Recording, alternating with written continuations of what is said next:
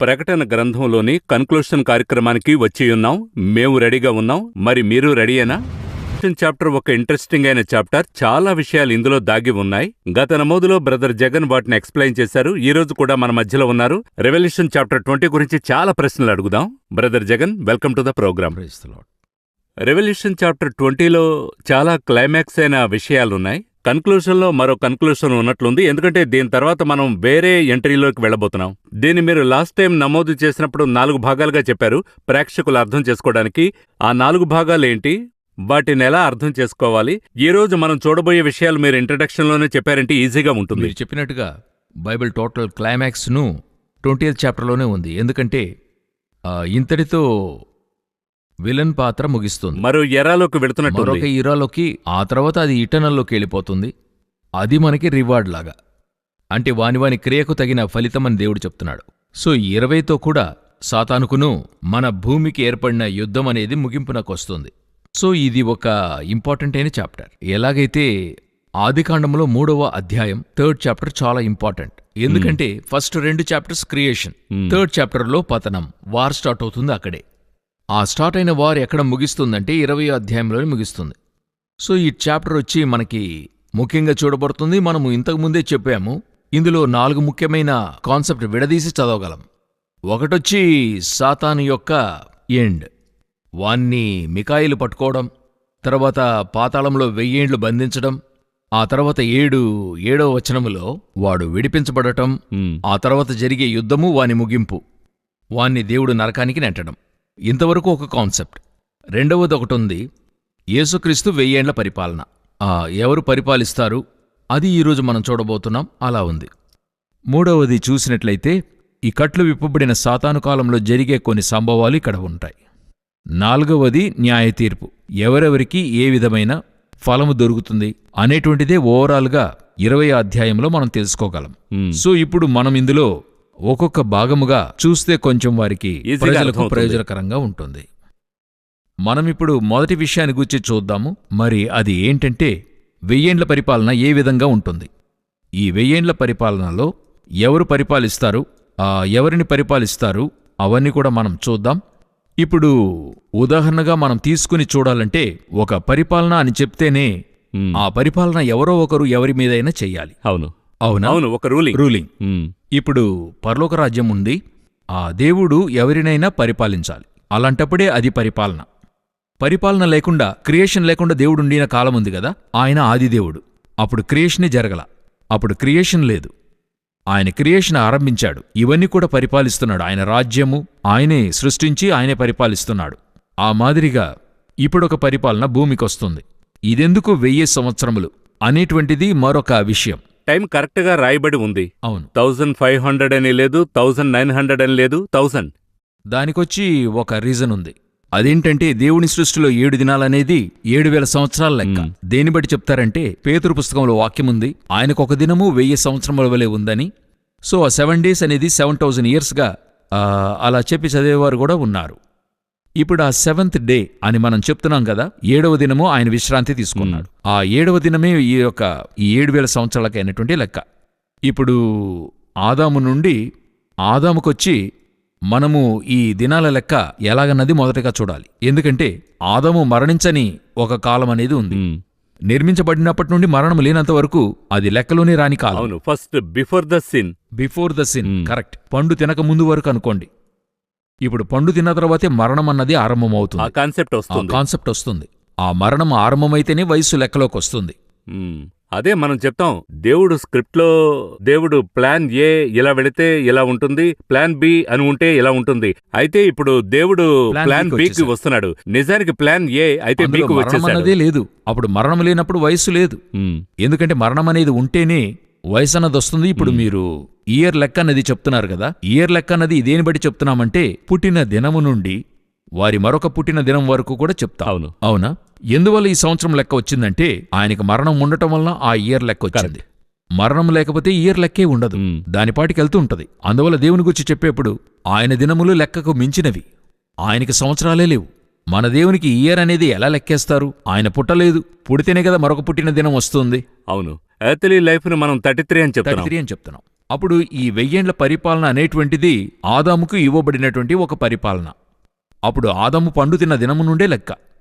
మరొకటి ఇంకా నేను కొంత ప్రజలకి ఎక్స్ప్లెయిన్ చేస్తే బాగుంటుంది. బర్త్డే జరుపుకుంటాం.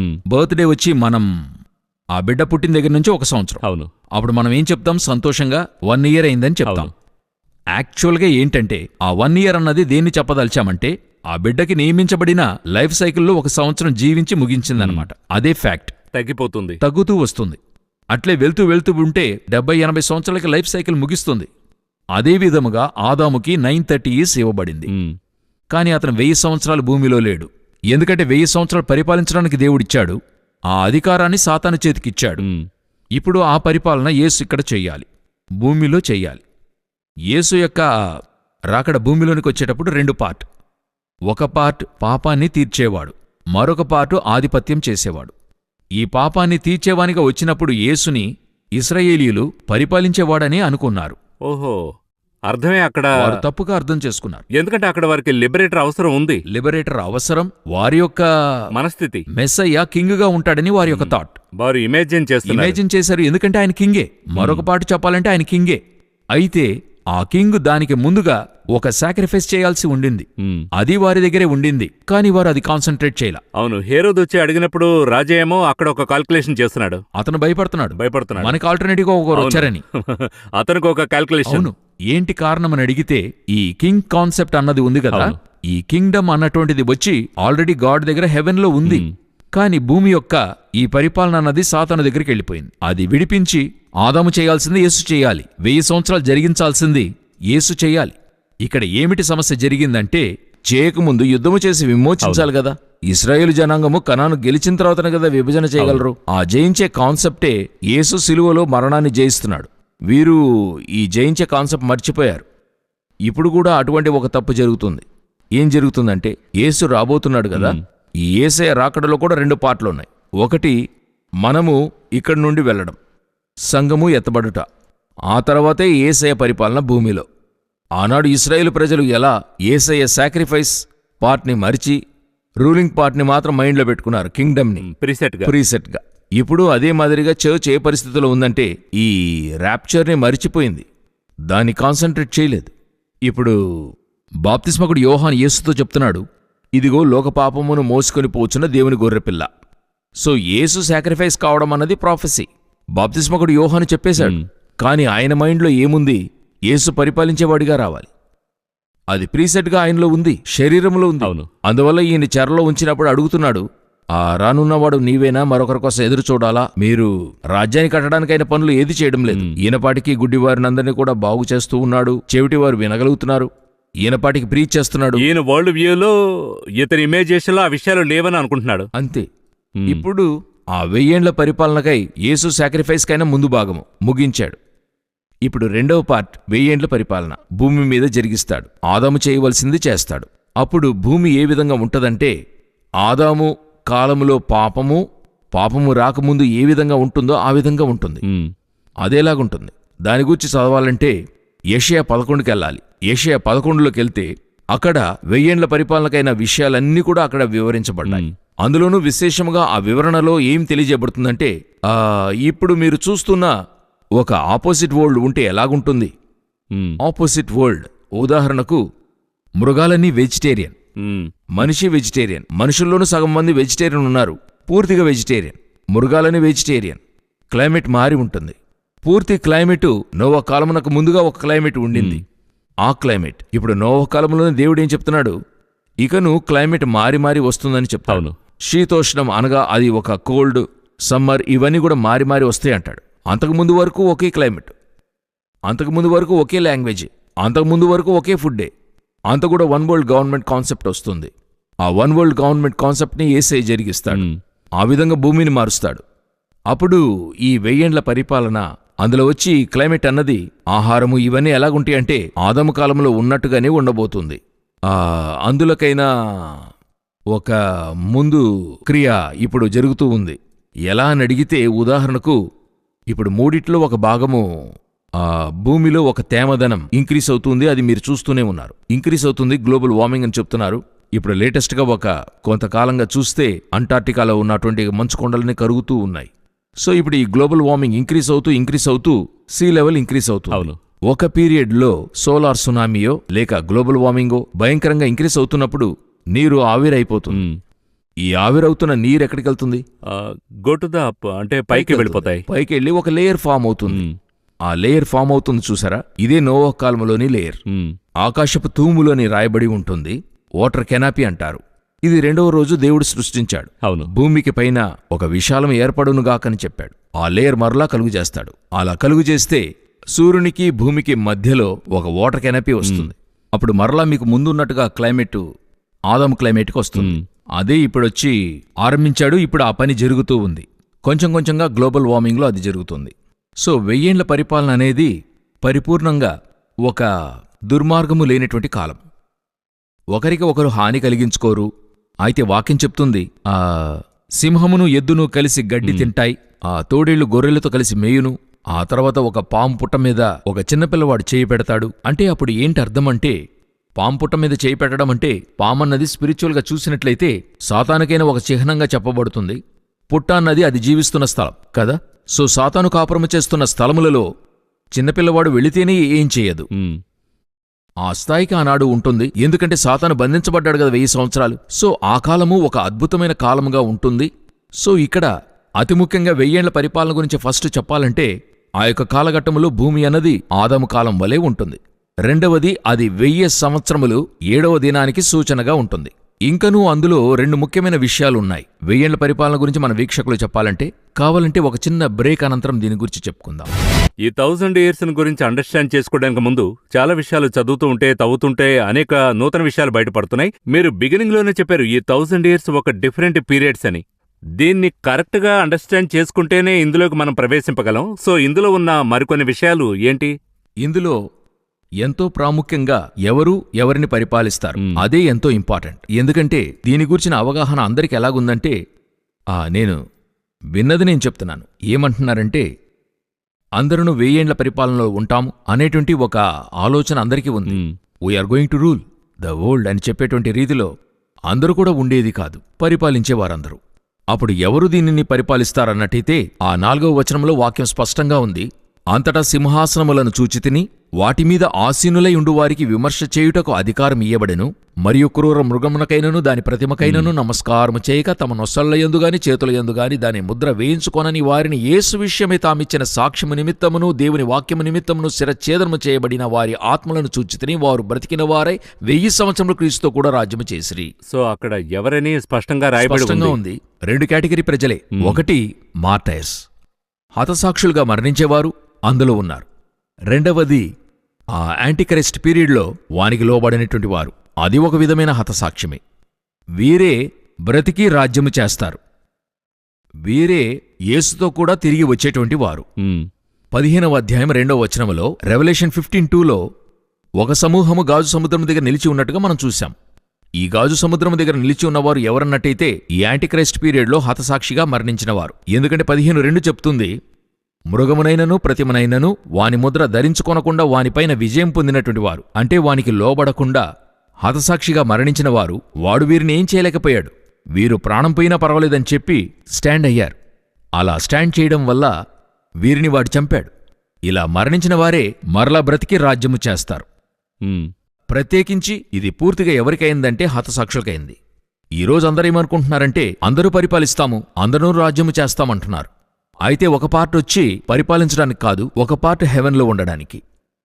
హెవెన్లో సింహాసనము ప్రక్కన రాత్రింబగళ్ళు ఆయన ప్రక్క ఉండడానికి, దేవునితో నిలిచి ఉండడానికి. దానికొక రీజన్ ఉంది. మనము క్రితము ఒక ఎపిసోడ్లో మన వీక్షకులకు చెప్పి ఉన్నాం. అంటే సాతాను గురించి చెప్పేప్పుడు వాడు త్రోయబడినవాడు వానితో ఒక సమూహాన్ని లాక్కునొచ్చాడు. సో ఆ స్థలాన్ని భర్తీ చేయడానికి ఒక గ్రూప్ ఇక్కడి నుండి వెళ్తుంది, భూమి నుండి. అందుకే దేవుడు మనిషిని చేశాడు. మనిషిని ఎందుకు చేశాడు? దేవదూతల్లోనూ కొంత తక్కువ వానిగా చేశాడు. ఎందుకంటే ఆ యొక్క సాతానున్న స్థలానికి, వాడు నుంచున్న స్థలానికి మనల్ని తీసుకెళ్తున్నాడు. సో వీరు ఇక్కడికి తిరిగి రారు. వీరు పరలోకంలో ఉంటారు, రాత్రింబగళ్ళు ఆయనతో పాటు ఉంటారు. మనమందరము కూడా వెళ్ళిపోతాము వస్తాము. ఒక సమీపంలో ఒకరి ఇది విన్నాను. ఆయన చెప్తున్నాడు, పరలోకానికి మనం టెంపరరీగా వెళ్తాం అంతే, just temporary place, there we will just go visit and come back అంటున్నాడు. ఎక్కడికొస్తారని అడిగితే తిరిగి మరలా ఈ భూమికే వచ్చేస్తాము అని అంటున్నాడు. అది సాధ్యం కాదు. అందులో ఒక సరైనటువంటి అవగాహన లేదు. యాక్చువల్గా హెవెన్ వచ్చి it's not a tourist spot. వెళ్ళి టెంపరీగా చూసి రావడానికి ఒక టూరిస్ట్ స్పాట్ కాదు.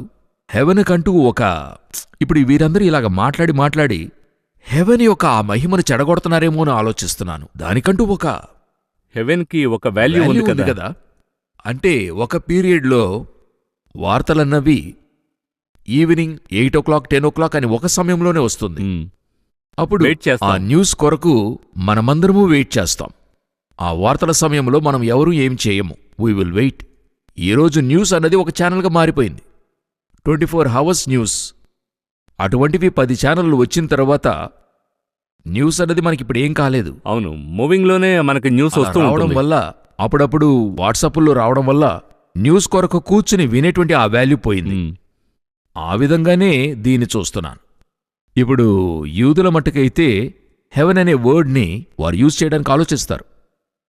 జైన్ అనే మాటను యూజ్ చేయడానికి ఆలోచిస్తారు. అది అంతటి గ్లోరియస్ మాట అది. దాన్ని మనం లైట్ గా తీసుకోలేము. ఈరోజు అదొచ్చి ఎలాగంటే జస్ట్ లైక్ దట్. ఇప్పుడు మీరు చెప్పినట్టుగా మాట్లాడేప్పుడు చెప్పారు, ఇలా ఒక చిన్న పని ఉంది జగన్, అటెలాలి ఇటెలాలి అన్నట్టుగా హెవెన్కి వెళ్ళి వస్తానన్నట్టుగా ఉంది ఇప్పుడు మీరు చెప్పేది చూస్తుంటే. సో ఆ హెవెన్ అనేటువంటిది వచ్చి వెళ్ళి రావడం అనేటువంటిదిగా కాదు. వన్స్ ఎంటర్డ్, అది అటువంటి ఒక స్థలం. ఒక గ్రూప్ అక్కడే ఉంటారు, మరొక గ్రూపే ఆయనతో బ్రతికి రాజ్యము చేస్తారు. ఇక్కడికొచ్చేటువంటి వారు 1000 ఏళ్ల పరిపాలనలో. దీనే హానోకు యూదా పుస్తకం 14 మరియు 15లో ప్రవచిస్తున్నాడు. ఇదిగో అందరికిని తీర్పు తీర్చుటకును ప్రభు తన 1000 పరిశుద్ధుల పరివారంతో వచ్చును అని చెప్తూ ఉన్నాడు. సో అది వచ్చి ఈ 4వ వాక్యం యొక్క నెరవేర్పు. సో ఇప్పుడు వీరే రాజ్యము చేస్తారు. అదొక కేటగిరీ. ఆ కేటగిరీని వచ్చి హెవెన్ విభజన చేసింది. ఇప్పుడు ఏంజల్స్లో ఒక కేటగిరీ ఉంది కదా. మెసెంజర్స్ అని ఒకరున్నారు, వోర్షిప్పర్స్ అని ఒకరున్నారు, at the same time warriors ఉన్నారు. మైకిల్ అందరూ కూడా వారియర్స్. అందరూ వర్షిప్ చేస్తారు. వర్షిప్కైనా ఒక గ్రూప్ అక్కడే ఉంటుంది 24 hours. పరిశుద్ధుడు పరిశుద్ధుడు పరిశుద్ధుడు అని చెప్తూ ఉంటారు. మెసెంజర్స్ ఒక గ్రూప్ ఉంటారు, వీరు వర్షిప్ చేస్తారు. అయితే మెసేజ్ తెచ్చి మదర్ మేరీకి తీసుకొచ్చి ఇస్తున్నారు, దానియేలుకి ఇస్తున్నారు, ఇలా ఇస్తారు. At the same time warriors. ఇప్పుడు మనం ముందుగా చూసినట్టుగా మైకిల్ వీరందరూ వారియర్స్. సో ఇటువంటి రీతిలో మనలో విభజన ఉంటుంది. సో ద టేబర్నాకిల్ వ్యూని మనం కరెక్ట్ గా అండర్స్టాండ్ చేసుకుంటే ఈ మూడును అర్థం చేసుకోగలరు. సో ఆ టేబర్నాకిల్ యొక్క అండర్స్టాండ్ దేవుడిచ్చిన ఒరిజినల్ ప్లాన్ మనకు అర్థం కావాలి. నేను చెప్పింది కరెక్టేనా? ఎగ్జాక్ట్లీ. ప్రత్యక్షపు గుడారం అర్థం చేసుకోకుండా ఇదేది కూడా అర్థం కాదు. What you said is a very very valuable point. ఎందుకంటే ఒక పీరియడ్లో పరిచారకుడు కావాలన్నా సరే, ఒక ఎక్స్పీరియన్స్ అయినా మీరొక విశ్వాసిగా ఉండాలంటే you must know the teaching of tabernacle అని చెప్తారు. ఒక పీరియడ్లో టాబర్నకల్ గురించి చెప్పమని అది సరిగ్గా చెప్పగలిగితేనే దేవుని సేవకుడని చెప్తారు. ఇప్పుడు టాబర్నకల్ వచ్చి అదొచ్చి అప్పుడు ఎవ్రీ బిలీవర్ కి ఆ టేబర్నాకిల్ యొక్క ఫౌండేషన్ అర్థం కావాలని చెప్పచ్చా? అవును. ఆ ఫౌండేషన్ ఏంటంటే వెరీ సింపుల్ గా 2 minutes చెప్పాలంటే మోస్ట్ హోలీ ప్లేస్, ఆల్టర్, 3 ఉన్నాయి. ఆల్టర్లో శరీరాన్ని బలి ఇస్తారు. అట్ ది సేమ్ టైం మన శరీరం, ఈ భూమి శరీరం బలి కావడం. తర్వాత హోలీ ప్లేస్, గాజు సముద్రం అనేది ఉంది. అక్కడే ఉండేటువంటి చెరువును గంగాళంగా చెప్తారు. అదొక ప్లేస్. అక్కడ ఒక కూటం ఉంటుంది. ఎక్కడంటే 15:2లో. ఇంకొక సమూహము సింహాసనం ప్రక్కన. టాబర్నకల్లో మోస్ట్ హోలీలో కృపాసనం అనేది ఉంది. అక్కడొక కూటం ఉంది. ఈ 3ను మీరు టాబర్నకల్లో చూడండి. మోస్ట్ హోలీలోకి ప్రధాన యాజకుడు వెళ్తాడు. ఆ హోలీ ప్లేస్లోకి లేవీయులు వెళ్తారు. ఆల్టర్ దగ్గరైతే అందరూ నిలిచి ఉండగలరు. 3 స్థలాల్లో 3 ఉంటారు. మీరు చెప్పింది ఎంతో వాల్యుబుల్ పాయింట్. ఎలా మీరు లింక్ చేశారో అది చాలా ఆశ్చర్యంగా ఉంది. సో ఈ వాల్యూ ఉన్నట్టయితే హెవెన్ గూర్చిన అవగాహన వారికి కలుగుతుంది. ఎలా అది మోస్ట్ హోలీ అని చెప్తున్నామో, మహాపరిశుద్ధ స్థలం, ఆ విధంగా ఆ మహాపరిశుద్ధ స్థలమే హెవెన్. అందులోకి ఎవరూ వెళ్ళలేరు, వెళ్ళినవాడు చస్తాడు. అలా బైబిల్ చెప్తుంది. అలా లోపలికి వెళ్ళి మనకు దానిని తెరిచి ఇచ్చినవాడే మన యేసుక్రీస్తు హెవెన్కి వెళ్ళడానికి. సో ఆ హెవెన్లోకి వెళ్లేవారే అంతటి ముఖ్యమైన వారిగా ఉంటారు. ఇప్పుడు అనేకులు ఏం చెప్తున్నారంటే యేసు తెరిచాడు ఎవరన్నా గాని కాదు, యేసు తెరిచాడు, యేసు వలి ఉండేవారే అక్కడికి వెళ్ళగలరు. ప్రభువే చెప్తున్నాడు, నేను పరిశుద్ధుడనై ఉన్నాను గనుక మీరును పరిశుద్ధులై ఉండుడి. స్టాండర్డ్ హైగా ఉండాలి. ఇప్పుడు కొన్నిసార్లు ఏమనుకుంటున్నారంటే ఇది ఒక చిన్న విషయం మనకు ఓపెన్ అయ్యింది, అందువల్ల ఎవరన్నా ప్రవేశించొచ్చు అన్న అర్థం కాదు. ఎవ్వరూ వెళ్ళని స్థలానికి ఒక క్రైటీరియా ఉంటే మీరు వెళ్ళొచ్చు. దేవుడు అందులోకైనా అవకాశాన్ని ఇస్తాడు. అవును, అదేలాగున ఆ క్రాసులో కూడా ఆ దొంగనే రాయబడి ఉంది. అతడు మారు మనసు నొందుచున్నాడు కాన్సెప్ట్ కాబట్టి కాపాడుతున్నాడు. Till the end he wants to take people అని లాస్ట్ ఉంది. సెకండ్ వరకు కూడా ఆయన సేవ్ Save చేయాలన్నదే, people.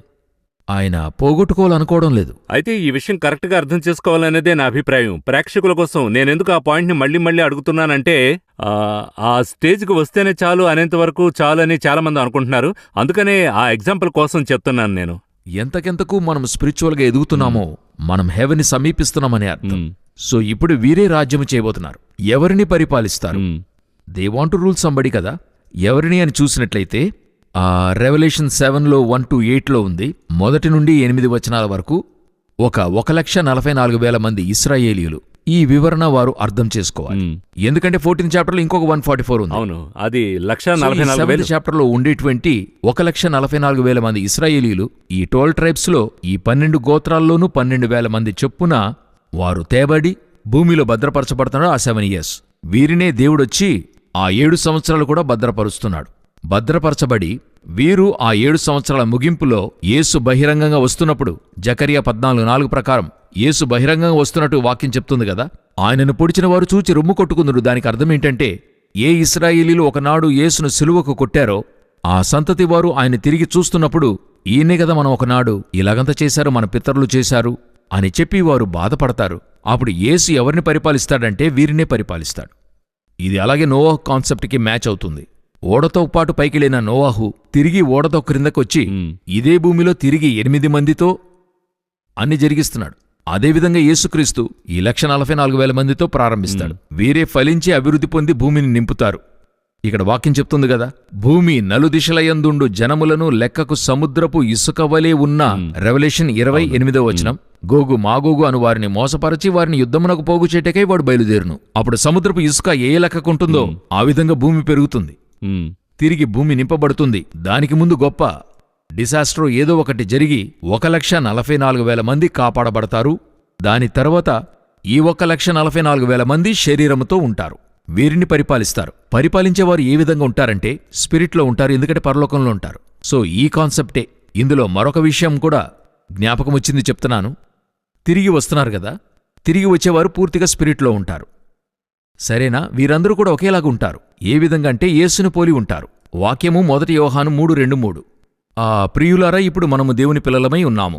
మనమిక ఏమవుదుమో అది ఇంకా ప్రత్యక్షపరచబడలేదు. గాని ఆయన ప్రత్యక్షమైనప్పుడు ఆయనయున్నట్టుగానే ఆయనను చూతుము గనుక ఆయనను పోలి ఉందుము. సో క్రైస్ట్ వలే ఉంటాం మనం తిరిగి వచ్చేప్పుడు. వచ్చేవారు క్రైస్ట్ వలే ఉంటారు. సో అప్పుడు క్రైస్ట్ వలే ఉంటారు. అందరూ కూడా స్పిరిట్లో ఉంటారు. అందరూ పైనుండి భూమికి నేరుగా వస్తారు. ఈ కాన్సెప్ట్ పేరు ఏలియన్ కాన్సెప్ట్. ఇప్పుడు భూమి బయట నుండి ఏది వచ్చినా ఏలియన్ అని చెప్తున్నాం కదా. ఆ విధంగా ఏలియన్ కాన్సెప్ట్ అన్నది ఎందుకు తేబడింది? భూమికి బయట ఒక గ్రహము లేక భూమికి బయట ఒక జాతి ఉంది, వారు భూమిని పట్టుకుంటారు అనే కథ ఒకటి వెళ్తుంది కదా. ఆ కథకు వెనుక సాతాను దానెందుకు ప్రవేశపెట్టాడు అన్నందులకు కారణమదే. రేపు రాబోయే క్రీస్తుతో జనాన్ని కయ్యానికి దింపడానికి ఇప్పుడే ఒక కాన్సెప్ట్ని చెప్తూ ఉన్నాడు. ఏం చెప్తున్నాడంటే, భూమిని పట్టుకోవడానికి ఒక సమూహం వస్తుందంటున్నాడు. అదియును దాటి మీరు చూసినట్లయితే వీరు రాబోయేటువంటిది ఇప్పుడు వారికి అగేన్స్ట్గా ఒక కూటాన్ని ఏం చేస్తున్నాడు? మైండ్ సెట్ చేసి రేపొచ్చినప్పుడు చూడండి, మేమింతకాలం చెప్పిన ఏలియన్స్ వచ్చేశారు, భూమిని పట్టుకుంటారని చెప్పి టోటల్ వరల్డ్ ని ఆ రోజు క్రైస్ట్కి అగేన్స్ట్గా తిరగడానికైన చర్య ఈ 1000 ఏళ్ల పరిపాలనలో వారే వీరిని రాజ్యం చేయబోతారు. చాలా డీటెయిల్స్ మనం చూసాం. టైం షార్ట్గా ఉంది కాబట్టి మనం ఇప్పుడు ఈ 28th చాప్టర్లో ముగించబోతున్నాం.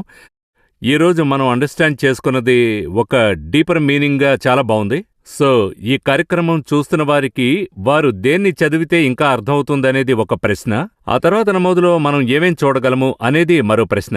మొదటిగా వీరు 1000 ఏళ్ల పరిపాలన గురించి చదవాలంటే 2 విషయాలు మాత్రము కొంత డీప్గా చదవాలి. 11th చాప్టర్ ఆఫ్ ఐసయా తప్పకుండా చదవాలి. 11th చాప్టర్ ఆఫ్ ఐసయా అందులో 1000 ఏళ్ల పరిపాలన ఎలాగుంటుందో చెప్పబడుతుంది. రెండవది ఆదికాండము 3 అధ్యాయాలు, మొదటి 3 అధ్యాయాలు చదవాలి. అందులో ఏవేవి పోగొట్టుకున్నాడన్నది ఉంది. అతను పోగొట్టుకున్నవన్నీ కూడా ఎలాగ యేసు విమోచించాడని చూడొచ్చు. సో ఇవన్నీ కూడా ఒక అందులకు అర్థం చేసుకుని చదివితే 1000 ఏళ్ల పరిపాలనను మీరు అర్థం చేసుకోవచ్చు.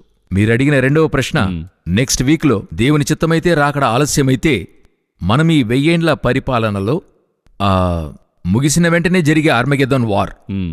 ఆర్మగెద్దోన్ వార్తో కూడా జరిగేటువంటి ప్రజలు, వీటిని గూర్చిన కొన్ని కాన్సెప్ట్స్. ఆ తర్వాత ముగిసిన వెంటనే ఏం జరుగుతుంది, వీలైతే న్యాయ తీర్పును కూడా, ఇవన్నీ కూడా మనము నెక్స్ట్ వీక్ చూడొచ్చు. చాలా సంతోషం బ్రదర్ జగన్. చాలా డీటెయిల్స్ మనం చూసాం. ఇంకా చదువుతూ ఉంటే ఎస్పెషల్లీ ఇది చాలా ముఖ్యమని అనుకుంటున్నాను. ఈ కన్క్లూషన్ మనకు అర్థమైతేనే ఆ తర్వాత 21, 22 అది ఇంకా బెటర్గా ఉంటుందని ఒక అండర్స్టాండ్కి వచ్చాను. So I think as we go details, ఈ 28th చాప్టర్నే మనం విభాగిస్తూ ఉంటే ప్రేక్షకులకు చాలా ప్రయోజనకరంగా ఉంటుంది.